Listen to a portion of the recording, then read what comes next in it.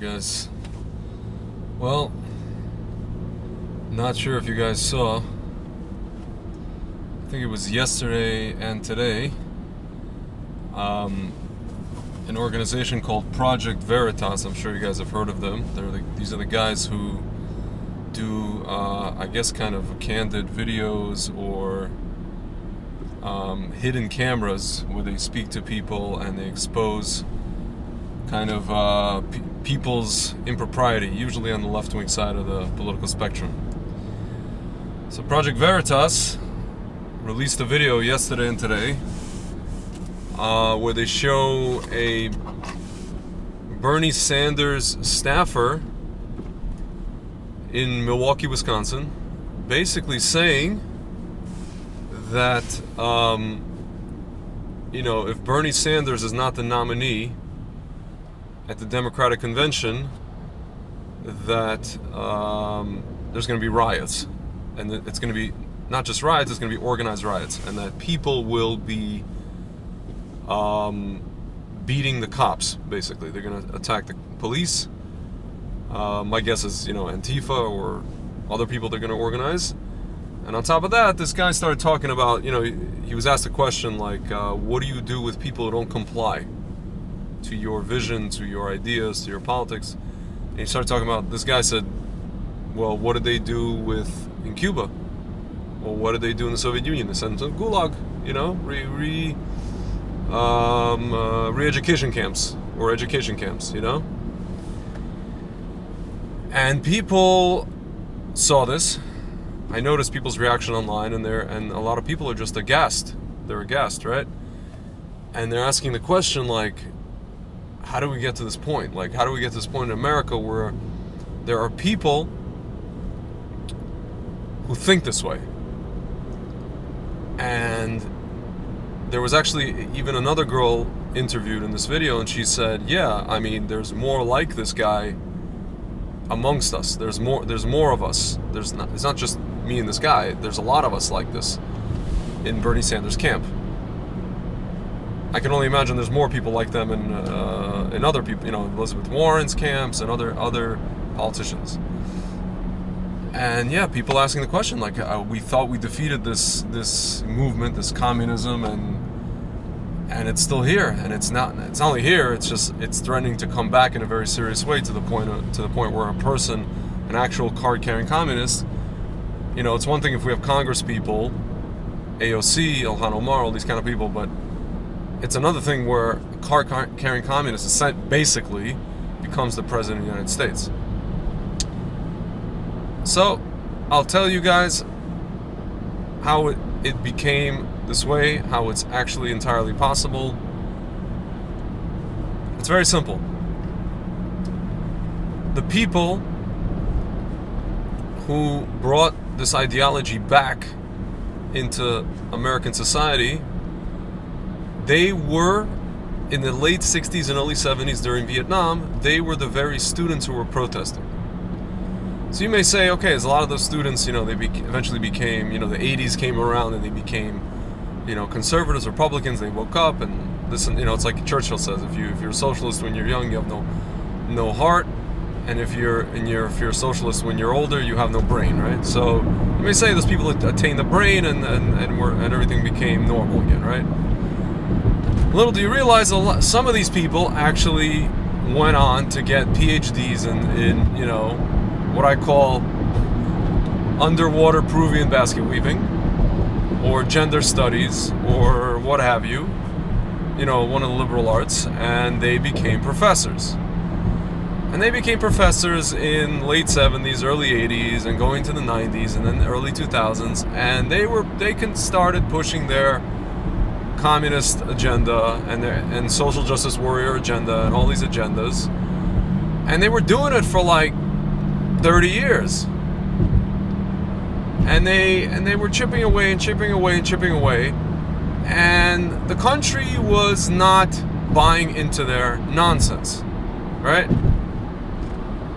Until after 30 years, one fine day, a gentleman by the name of Barack Hussein Obama became president. And all of a sudden, this guy whose mentors were these people, and if you doubt what I'm saying, if you think it's a conspiracy, read it, extra, read all about it. Read his books, read books written about him, read a book about this gentleman in Hawaii who was basically what I call Obama's Rebbe, Frank Marshall Davis. He was essentially de facto his father, a person who raised him. Read about Jeremiah Wright, read about the Weather Underground, read about Edward Said and Rashid Khalidi, Obama's professors in Columbia University, who taught him everything he knows about the Middle East and Israel and the Palestinian conflict. Read all about that stuff, and you'll realize what happened during these 8 years that he was president. Ladies and gentlemen, what you have to understand is, and you may say, well, you went to college, or I went to college, and I wasn't brainwashed. I'll tell you something, guys. I went to college in the years right before Obama was president. You're talking like 2000 until 2006. I was a part-time student, whatever it is. Why was I not indoctrinated in university? Because by the time I got to university, my years in elementary school and junior high school and high school, school was not pushing this stuff. My parents, of all people, would not be pushing this stuff. They were, these are people who spent the first 33 years of their lives in the Soviet Union, dealt with the KGB in their face, told me everything they saw and everything they experienced, and I take their word. I know it's a fact. This is documented history. You guys who watch the movie, Refusenik, about Natan Sharansky and all these other people. You can watch the movie. I forget the name of the movie. It's about the Refuseniks, the dissidents who hijacked who stole a plane. There was nobody in the plane and wanted to fly out of the Soviet Union. It's well documented. And so by the time I got to college, I met my share of not only leftist professors, but like diehard leftists in the scene that I was running in the club scene in New York. I was impervious to this stuff because I'm just like, you guys are out of your mind. But with President Obama, what did he do? He installed, little by little, this ideology. He started these people from the cradle. So these kids, not just the Common Core stuff, but all the stuff that was being taught starting with elementary school through junior high school and high school, by the time these kids got to university, they were primed and ready to hear these professors, and it was just like the operating system was already there. All you had to do was install the software. My operating system was not ready to take this lefty software, but these kids were ready. It was taught to them in a very subtle, kind of thinly veiled way in high school, junior high school, and elementary school. By the time they got to college, it's already full blown. The disease is already full blown. So now you can't even talk to these kids. So now, the reaction to that, the national collective reaction to that, ladies and gentlemen, is the president that we have now, Donald J. Trump. And there's also a reaction to that on campuses, with also, the alt-right and all these things. So, if you guys were wondering how do we get to this point, this is how we got to this point. There was a movement.